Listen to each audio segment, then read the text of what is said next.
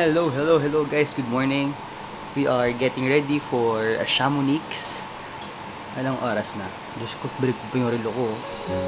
Hi, it's another day and another vlog. And this time, our vacation is ending in 4 days. Kaya, we are spending the last days of our vacation in Chamonix, Mont Blanc in the French Alps. First time namin dito, and from what I heard and read, medyo pang mayaman daw tong lugar na to . Mayaman pala, no? Anong ginagawa ko dito? Tingnan natin yung relo ni Ral. 6:35. Call time namin dapat 6, pero medyo na late tayo ng gising. Pero we're preparing. Actually, we're just already prepared. Yung mga bagahe namin. Ang aking walang kamatayang keep all. Tapos, ang ganda ng carry-on bag ko ngayon. Yung GCDS ko. Yun yung pinaka personal bag ko. This flight. Check natin yung natin. Grabe. Yung timbang ko. Ilang araw lang, Diyos ko, 60 na agad. From 56. Imagine, from 56 nung umalis ako ng Milan.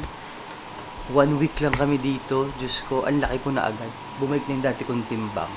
Ay, ang kinakain ko lang naman yun pa rin. Salad at saka, ano pa ba? Yun nga, salad.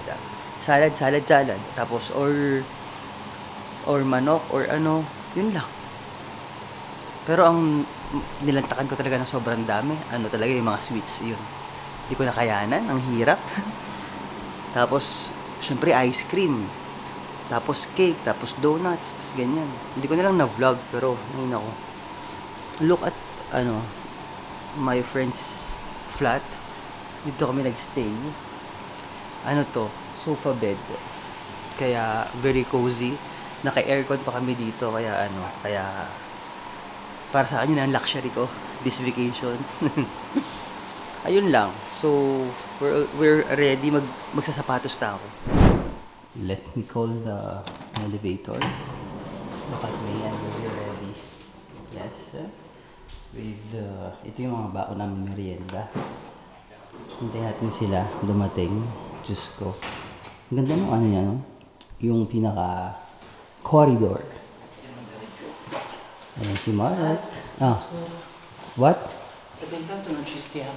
Sige. Tara na. Una na daw kami. Wait lang. Okay.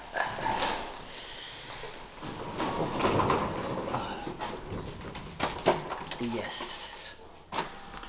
So, 5 hours. 7, 8, 9, 10, 11, 12, 5. 12 o'clock. Oh yes, you heard me right. 5 hours to go to Chamonix. Medyo malapit na kasi siya sa Switzerland and Italy . Mahaba-habang biyahe to, no? Good thing at nagbaon kami ng ilang foods para solve na solve ang aming biyahe. Walang kahasel-hasel.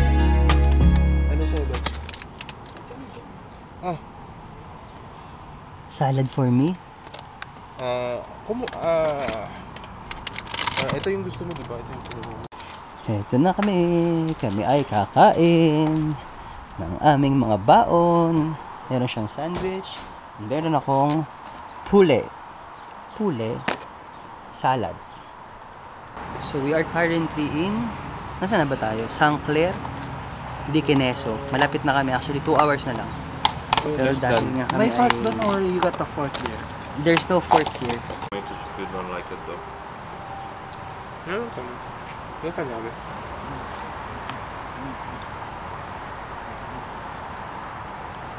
Busog ako guys. Buti naman. It's a brunch na. Kasi nga alas 10:30 na. Kaya kinakakain na kami. We just need coffee, I think. Medyo malamig na dito sa lugar na to. Medyo mataas na din naman. Medyo nasa bundok na ata kami. Tsaka this one is a stop wherein people go to the toilet or eat na walang bayad, as in they have these tables na pwede ka kumain, or there are chairs, there's even a playground doon para sa mga bata. Tapos here there is a vending machine just in case you want something to eat. Tapos yun lang, hindi ko lang kung magkano, pero kano kaya itong mga to. Ay, mura lang din naman. Yung M&M's 3 euros, Snickers 2 euros and 30 cents. Water, yan ang mahal. Hindi, okay lang din. 2 euros and 60 cents. Mura. And ito yung toilet nila. After eating, biyahe na ulit. Ang vacation namin, full pack talaga, no? Ang dami naming lugar na pinuntahan, plus activities na ginawa. It looks like we never rest at all. Syempre, sinusulit naman namin ang aming days together. Minsan lang naman kami magkita-kita, at least once a year, di ba? Kaya ganito palagi ang peg namin. Finally, after 5 hours of biyahe and Ralph's driving, we are finally here in our Hotel Le Labrador. So, diba talagang pag dito, pa rin tayo? Manggagawa, Labrador. Diba library yun? The hotel. Ang ganda. Ang lakas Actually, to? Lakas makabayaman. Chalet Le Labrador.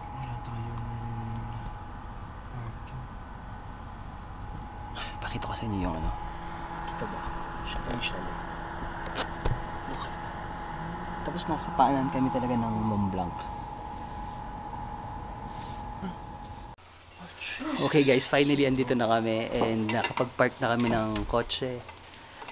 Tapos, saan kaya tayo? Ano kayang chateau yung sa atin?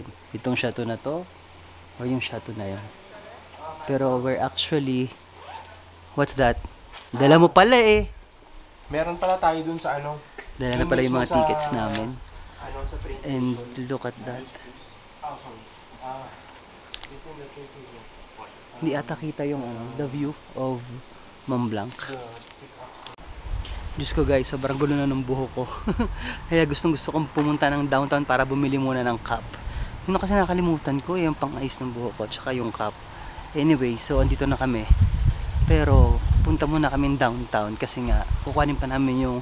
Actually, we bought a 2 days ticket para sa buong Chamonix para mapuntahan namin yung mga lugar na pwede nating puntahan na discounted. Kasi discounted yun pero it cost us like 100 euros din. 100 euros is 6,000 pesos. But dun sa 6,000 pesos mo, you will be able to see the glaciers, you will be able to go to the top, to the summit, dun sa peak talaga ng mountain.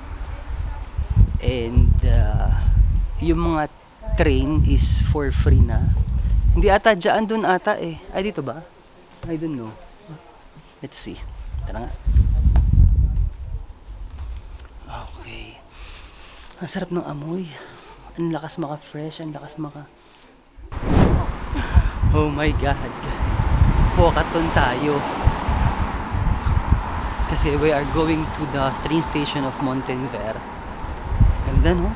Look at that. Hindi ko lang kung nakikita eh. If didiliman natin, hindi rin kita masyado. And yes, we are finally walking along the streets of Chamonix Valley.